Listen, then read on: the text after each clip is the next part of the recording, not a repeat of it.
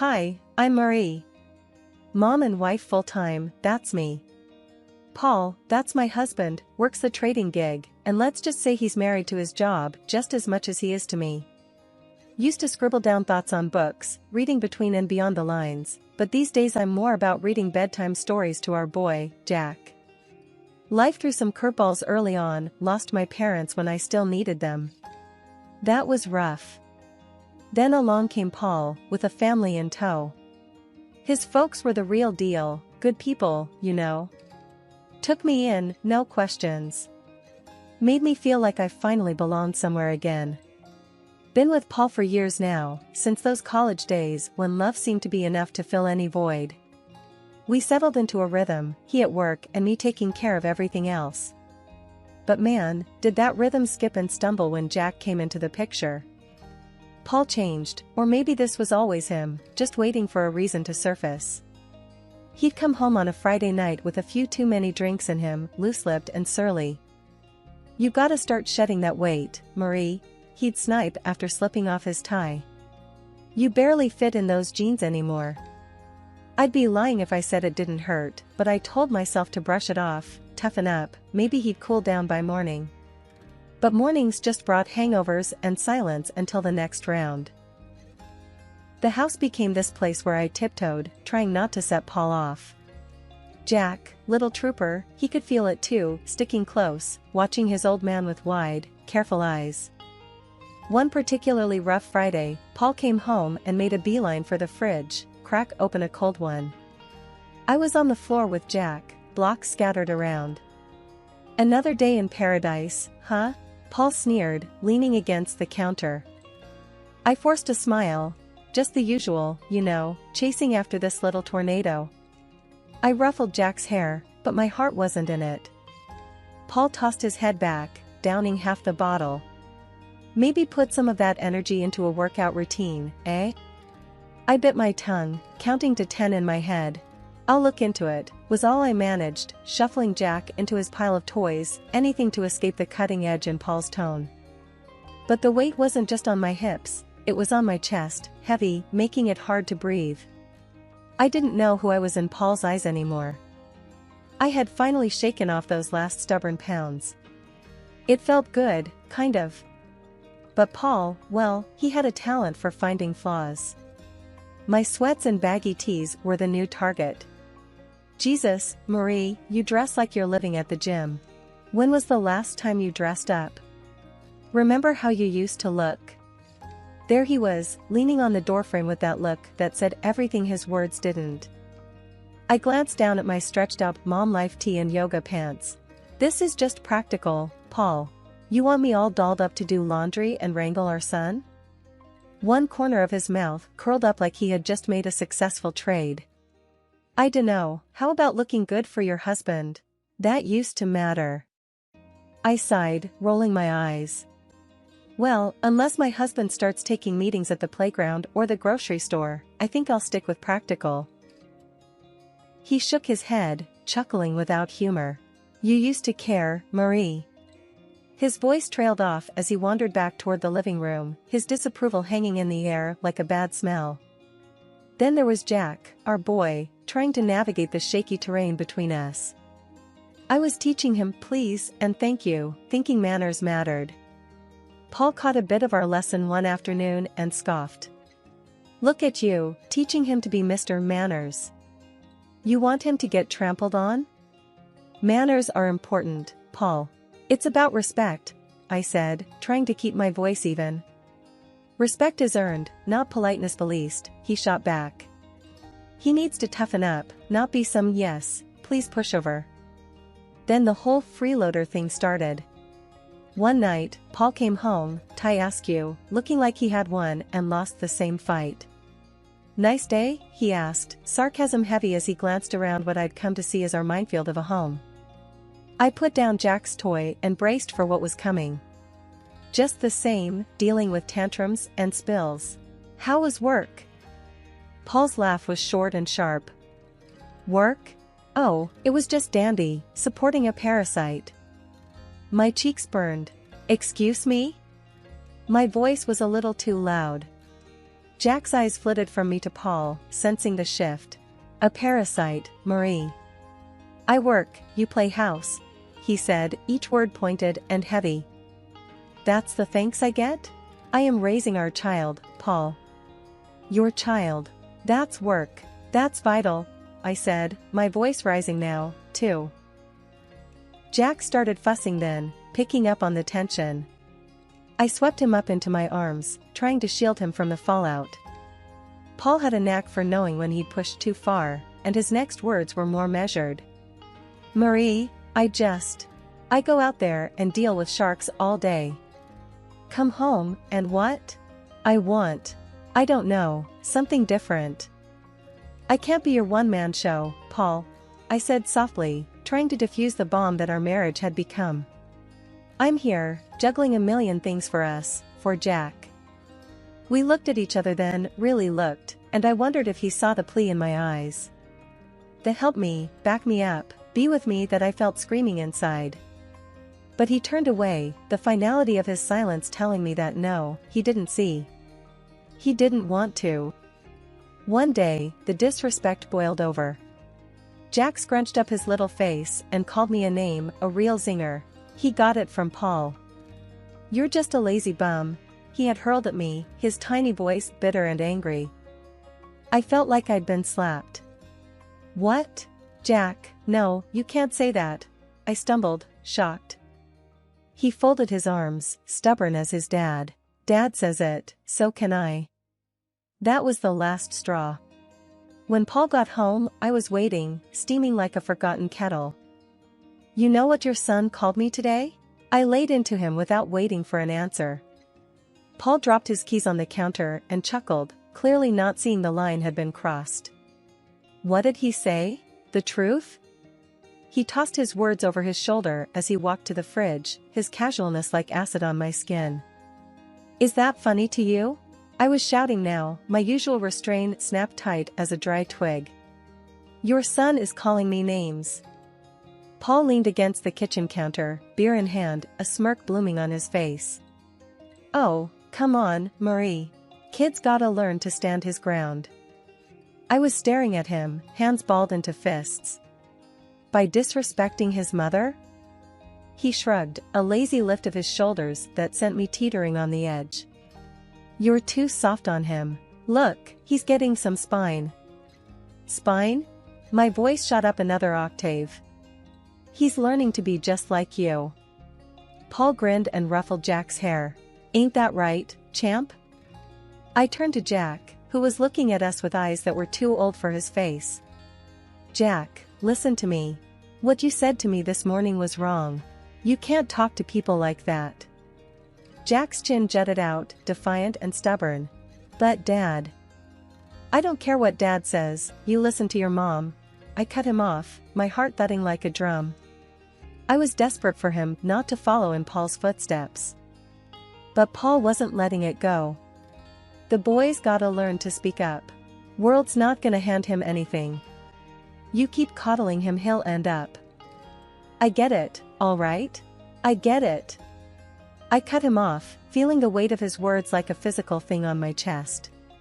But there's a line. You don't get it, do you? Paul threw up his hands, that ugly smirk still there. Whatever, Marie. You make mountains out of molehills. I turned from him, that burning in my chest now a churning mess. This is not how I want our son to grow up.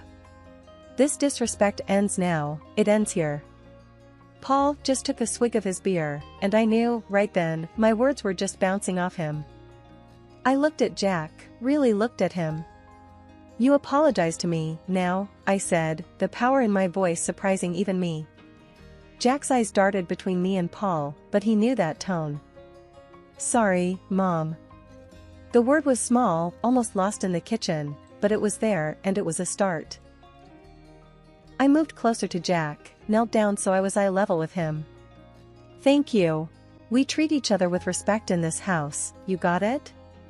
Paul snorted behind me, but I ignored him. Jack nodded, a hint of my boy peeking through that new sullen shadow he wore. It was a crack in the wall Paul was building around him, a crack, but also a starting point. I stood up, squared my shoulders. We're going to fix this, Jack. No more name-calling, no more disrespect. We're better than that. I took Jack's hand, and we left the room, leaving Paul and his smugness behind us. I stood there on the sidewalk, my phone shaking in my hand. It was one of those moments where your gut ties up in knots. There, across the street, Paul was laughing it up with some woman. Blonde, curvy, and looking at my husband like he was the last piece of chocolate in the box. My thumb pressed record before I even decided to. The walk home felt a million miles long. A part of me hoped it was a misunderstanding. But deep down, I knew. Back in our kitchen, I threw my keys on the counter. Paul was sitting there with a beer, like he always did, but today the sight of him made me sick. Without a word, I tossed my phone on the table in front of him, the video playing. Care to explain? Paul looked at the screen, his eyes going hard when he saw what was on it. He muted it, placed it calmly on the counter, and then looked straight at me. Yeah, she's beautiful, he said, his voice dripping venom. You used to be like that. I felt the slap of his words, my cheeks flaming with anger, my body tense. So, that's it, huh? You parade around town with some woman while I'm at home? Paul stood up, his chair scraping back against the tile. He was too close now, his voice low and mean. What, you stalking me now, Marie? Can't handle the fact that maybe there's more out there than what's inside these walls? I was reeling, feeling the pieces click together. Cut the crap, Paul. You're cheating. He didn't even flinch. You want to know why, he said, his chest puffing up. Because around her, I'm somebody. Not just the guy who pays the bills or the bad guy 'cause he ain't Mr. Rogers. So that's it? I edged back, feeling the counter dig into my hips. Your family's not enough for you? Paul snorted and grabbed his beer again. It stopped being enough a long time ago. Maybe if you'd have kept up with yourself, I wouldn't have to look elsewhere. The bile rattled in my throat. I'm not the one who promised till death do us part. His laugh was short and punched the air. Those are just words, Marie. They stopped meaning anything to you a long time ago. I should have been crying, but the tears wouldn't come. I was just empty and angry. I gave you everything, Paul. I gave you a son, I made a home for us. And this is how you repay me? He took a long drink, then leaned back against the counter. You gave me a home? Looks like a prison to me. Same old, every damn day. You think that's a life? We made vows, Paul. I shouted, my voice cracking. Yeah, and you broke them every day with your sweatpants and constant nagging. His face twisted into something ugly, something monstrous. That was the last thing he said before I walked out, my heart numb, anger seeping into every corner of my being. I was on edge the whole ride over to Paul's folks' place. It was gonna be nasty, but I had to lay it out for them. They needed to know who their son really was. His mom answered the door, with a happy smile. Marie, what brings you here at this hour? I just barreled past her. I gotta show you both something. Once his dad came in, I played them the video straight up. His mom gasped, her hand flying to cover her mouth. His dad, red-faced and looking like he'd rather be anywhere else, he barked at me, Paul's gotta stop this nonsense now. And like that, all hell broke loose. That night back at our place, Paul kicked off as soon as I walked in. You had to drag my parents into this, didn't ya? His voice was loaded, ready to fire. Yeah, well someone's got to. I shot back, my nerves steel. He was a storm brewing. With a step towards me, his hand raised, but he didn't get far. You're bad. Jack's voice cut through, strong and braver than any of us. Paul stopped stone cold. Paul's hand dropped, and his mask slipped a second, shock in his eyes. But then he hardened up again, cold as steel. I want you out, he said, spitting the words like they were sour. Take the kid and go. So we went. With Jack's hand in mine, I didn't look back. Bags thrown in the back of the car, we headed for the city, miles of road unwinding like my thoughts. The luxury house was something else, my unexpected inheritance. 2 stories, white columns, and a porch you could throw a party on, all waiting in another city, away from everything that had gone wrong. None of my folks, not even a whisker of Paul or his clan, had ever set eyes on it. When we pulled up to this grand house, Jack's face pressed to the window, eyes as wide as the moon. "Is this a castle?" His voice was a whisper, almost lost in the vastness of it all. "Something like that," I said, a laugh escaping me for the first time in. I couldn't even remember. We stepped into that house, our new beginning. It was silent, save for the echo of our footsteps on the marble floors, bouncing off the high ceilings crowned with crystal chandeliers. The furniture was swanky, left behind by folks I wish had lasted a lifetime longer. I plopped down on a couch soft as clouds, and finally, Jack's laughter filled the rooms. The sound of it was more luxurious than anything else in this place. We explored room after room, Jack running ahead like he was leading a parade. Each new door opened to a room grander than the last. "I call the biggest one," he declared, claiming a bedroom that overlooked a garden already blooming with the promise of spring. Laying him down to bed that night, the day finally caught up with me. My eyes burned with the tiredness of it all, but looking around at the high ceilings, the gold trimming catching moonlight, I knew we were worlds away from where we started. Sitting there, in the quiet of a room too nice for today's shadows, I whispered into the darkness, "We made it, kiddo." Life in the big house slowly shed the shadows of the past. Jack's giggles filled the halls more than the echoes of old fears. Most days, it felt like we had always been there, just the 2 of us, in our new safe haven. The house, with its silent strength, was keeping the world at bay until the day Paul showed up, uninvited and unwelcome. He was at the door in a storm of anger. I opened it and there he was, looking like trouble had followed him around. "You can't just disappear with my son, Marie." I leaned against the door frame, unfazed. "He's my son too. And I didn't disappear. I moved on." Paul's scowl deepened. He glanced around, taking in the opulence of the place with wide, disbelieving eyes. "How can you afford this? I know you don't make this kind of dough." I had to bite the inside of my cheek to keep from smiling. "Well, turns out I had a little left over each month. Who knew?" He raised an eyebrow, a sly accusation in his gaze. "And I'm struggling to cover rent for that old place by myself. It's damn near impossible now that they jacked up the price." I shook my head. He always was good at playing the martyr. "That's not my problem anymore, Paul.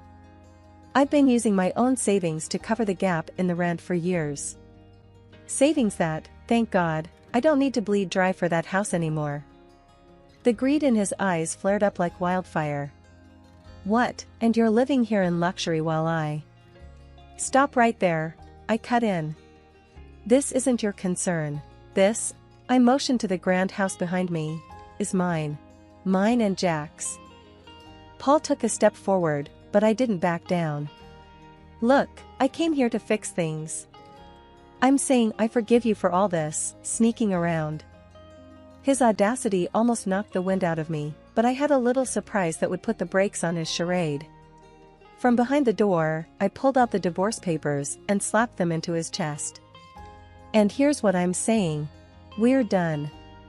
He looked as if I'd slapped him with a physical hand, his face twisting through confusion, rage, and then settling on calculating desperation. "You can't do this. What about Jack?" I stood taller, my resolve like iron. "I'm doing it for Jack. He doesn't need this chaos you bring.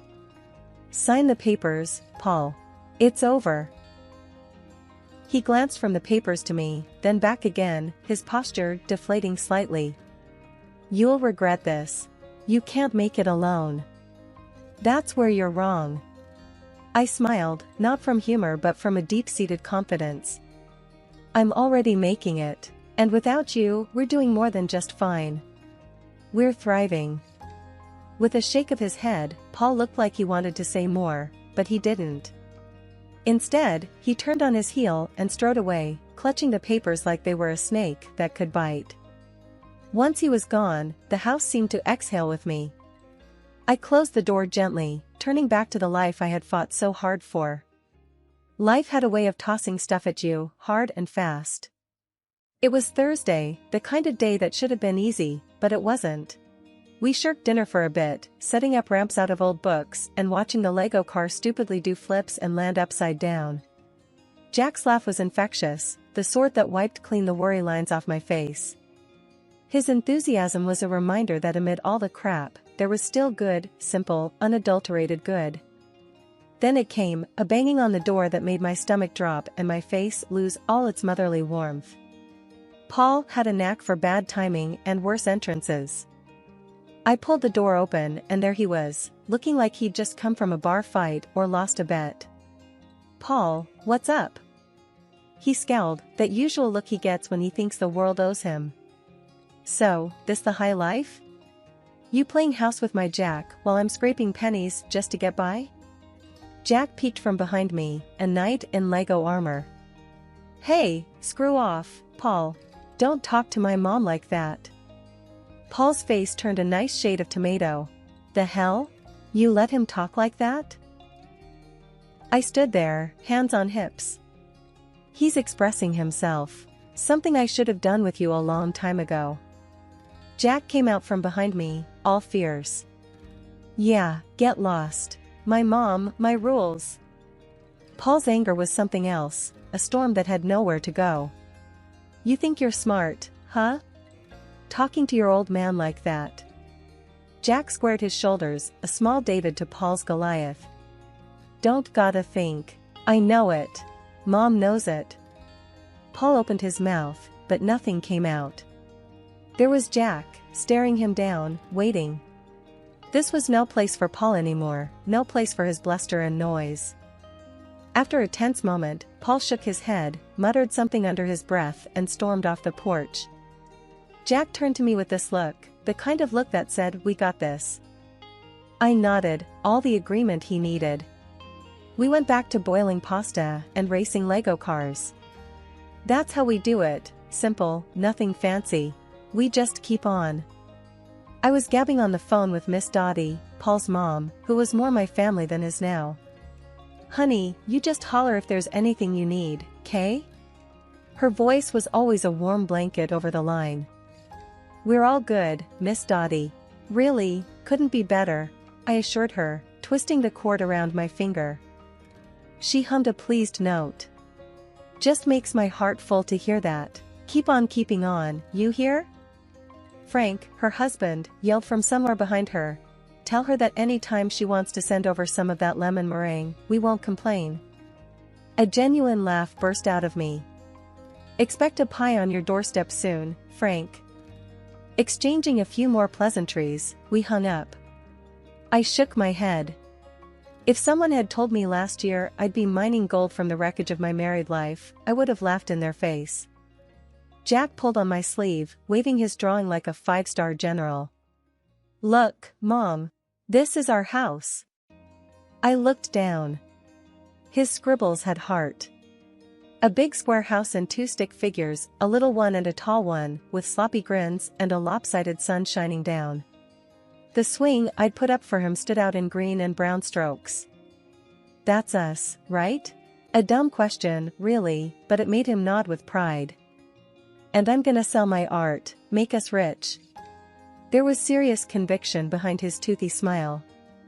"If you do, you're buying me that fancy coffee I've been eyeing?" I nudged him with a wink.